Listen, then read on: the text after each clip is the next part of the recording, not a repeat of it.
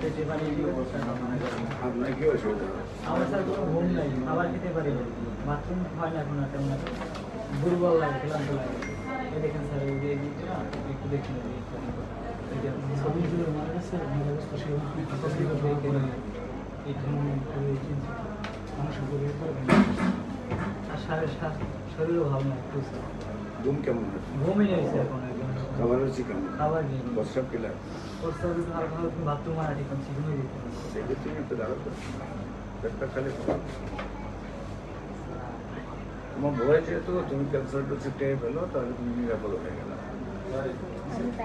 তোমার বয়স যেহেতু বেশি, তুমি ক্যান্সার ডোজ খেয়ে পেলো, তাহলে টোটাল নিরাপদ। এই যে একটু দেখেন স্যার,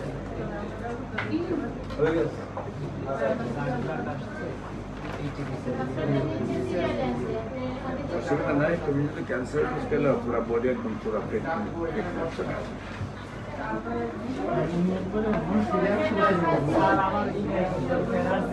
সব ঠিক আছে, ক্যান্সার ডোজ করলে পুরো বডি একটা মানে গ্রাম আছে, দুটো থাকবে না।